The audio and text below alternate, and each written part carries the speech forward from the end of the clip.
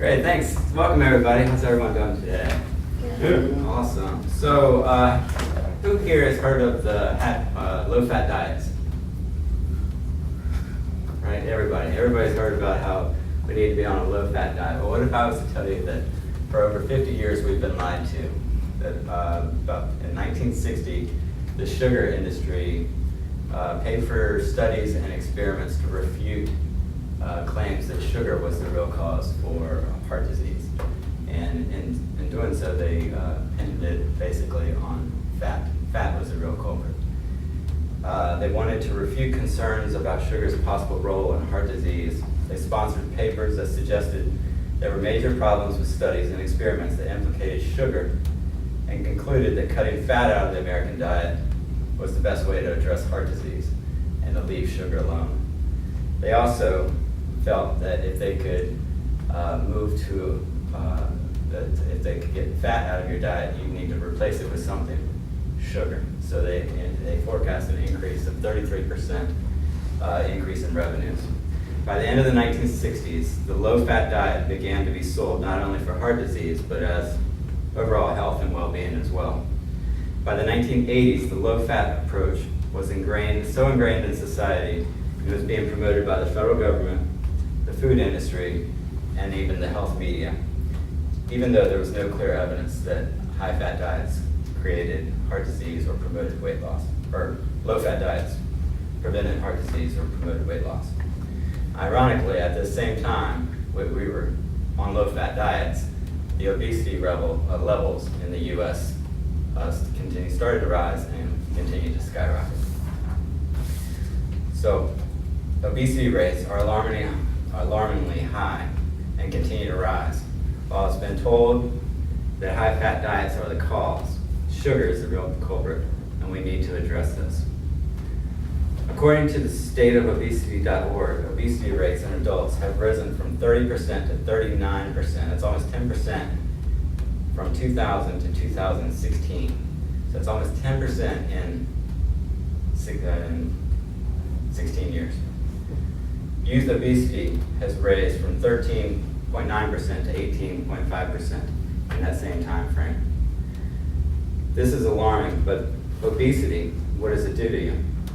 The impact on obesity in your body and health, it causes diabetes, hypertension, heart disease, respiratory disorders, cancer, stroke, joint damage, and even Alzheimer's disease. Even if you aren't obese now, the likelihood that you will gain weight as you get older increases as your metabolism slows. So clearly there's an epidemic of obesity in the United States. So what can we do as individuals and as a country to combat this? Obesity is a national epidemic with major effects to our body and our health. Can I get a volunteer? You. Can I get you to come up here? Can you hold onto this? Hold it out like this. Yeah. So this is just 15 pounds. Yeah. And already it's starting to get heavy. Yes. Probably her lower back is starting to ache. Her arms are starting to ache. You can set that down now. So imagine carrying around an extra 15 pounds all day long. Imagine carrying around 50 pounds, a 50-pound plate, or imagine carrying around 100 pounds all day long. What that does to your joints and your muscles, and just the stress that it puts on your organs. And even obesity causes different diseases like diabetes. You've probably heard of Ella Fitzgerald. She's a famous jazz vocalist. She had diabetes, most likely due to her weight, and she had to have her legs amputated. Bet y'all didn't know that. So 93 million U.S. adults are obese. That's 1 out of every 3 U.S. adults is obese. In Florida, we're a little bit better. We're at 27.8%, but not much, right?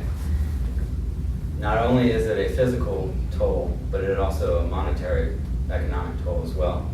The estimated annual medical cost of obesity in the United States was $147 billion in 2008. So So you've heard about how the US has the highest cost of medicine. Well, it's the highest cost because we're not taking care of our bodies. So you can see that this increased cost is just due, but some of the cost is due just to being overweight. The medical cost for a person who is obese is $1,400 higher than someone with a normal weight.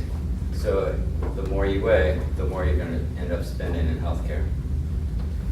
Obese people are more than twice as likely as normal weight people to develop liver and kidney cancer. So you're twice as likely to develop cancer. So how many people like to go see comedians or like to laugh? Everybody likes to laugh, right? You heard of Ralphie May? He won last Comic Stand. Hilarious comedian. Watch him on YouTube. He was 800 pounds. He died when he was 45 years old. John Candy, 43 years old, died. Chris Farley did at 33 years old due to being overweight. Not only are there the health reasons, but it's just how you feel every day. You feel gross overall. Your self-esteem is low. We have aches and pains from lugging around the weight. We're irritable. It's just not a healthy way for us to live. So as you can see, these are some of the downsides of being obese and being overweight. But there are some things that we can do. We can start a large-scale campaign to dispel the old way of thinking about high or low-fat diets as opposed to focusing on low-sugar diets. The American Heart Association recommends no more than 25 grams of sugar for women and 38 grams for men. So can anyone tell me how much 25 grams of sugar is in relation to like cups or tablespoon, like a cup, okay? 25 grams is a cup. Anyone else? Like a tablespoon? A tablespoon, okay, so we got a cup and a tablespoon. A cup of sugar is 225 grams. What? Yes. So the daily recommended dose is 25 grams. So you're close. 2 tablespoons is 25 grams. So just 2 tablespoons of sugar a day is what a female is recommended, and a male is 38 grams. So how many grams of sugar in a Coca-Cola, regular Coke? Like a lot, 26 or something. 39. Right? So you drank 1 Coke, you've had over your daily allowance of sugar for that day. So you can't eat any other food because food has sugar in it. Yep. So it's putting these kind of, it's organizing a campaign that kind of puts these amounts in perspective. So let's kind of keep it there. 25 grams, which is 2 tablespoons. How many calories is that? 100. Close to 100 to 150 calories. So how many miles would you have to walk to burn off those 2 tablespoons of sugar? 8 miles. Close, 1 to 2 miles you would have to walk to burn off. That's just the recommended dose. So if you go over top of that, then you're having to burn off a lot more. So such campaigns would be effective. As there was one that was launched in Los Angeles, the Sugar Pack campaign, compared the amount of sugar packs, the amount of sugar to the amount of sugar packs that would go into those drinks. And once people started relating the amount of sugar that was in these drinks with how many packs that were, basically they could equate them with each other, then they said that 60% said they would be more likely to reduce their daily intake of sugary drinks. So that's one option, or one path to kind of go down. There's another campaign that needs to happen. It's not going to be as popular. It's not going to be politically correct. But we need to stop telling people that it's okay to be overweight. It's not. That it's not okay to love your body no matter how you weigh.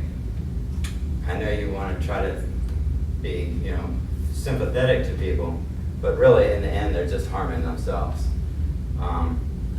I went online, I took an eating disorder survey, and so I eat relatively healthily, I guess, but I also eat some sugar. And I don't have a strict diet. Well, the results that came back said that I do exercise, 3 days a week, and I try to watch what I eat.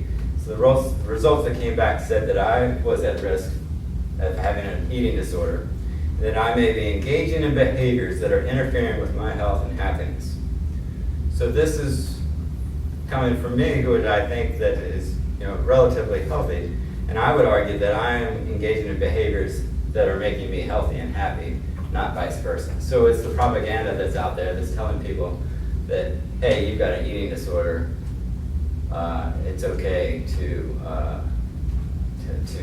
gain weight and love who you are, I guess, for lack of better words. So it's these kind of campaigns that give validity to being overweight, when in fact all you're doing is hurting the people that you're trying to help. Because as we saw in the first few minutes of all the diseases and ailments that are associated with being obese. So you're probably asking, well, what can you do to help reduce your sugar consumption? Well, according to the American Heart Association, to reduce sugar, you can we need to take sugar off the table, get rid of it. Quit adding it to our cereals, our coffees, our teas, and other foods. We need to drink water instead of soda or other sugary drinks. Eat fresh, frozen, dried, canned fruits. Look at food labels and choose foods low in sugar. Remember, only 25 to 38 grams per day is what is recommended. So look for foods that are low in sugar and don't eat so much processed foods. Don't add sugar to recipes, and enhance food with spices instead of sugar. When we're looking at labels, avoid foods that have ingredients that end in an ose, like sucrose, maltose, dextrose, fructose, glucose, lactose, high fructose, corn syrup, and glucose solids. All these are just different fancy ways for sugar, names for sugar. So according to Dr. Mark Hyman, we need basically a sugar detox, which will also lessen our hunger cravings and melt away excess fat.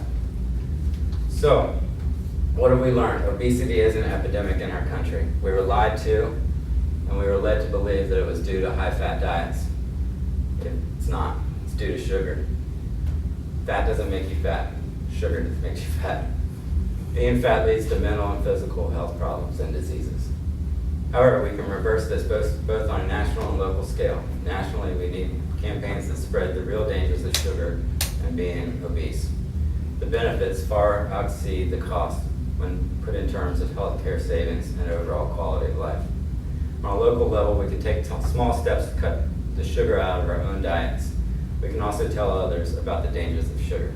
Earlier, I told you about how the sugar industry had influenced our public health policy for 50 years. With a little persistence and awareness, I believe we can set the record straight and influence the next 50 years. Thanks.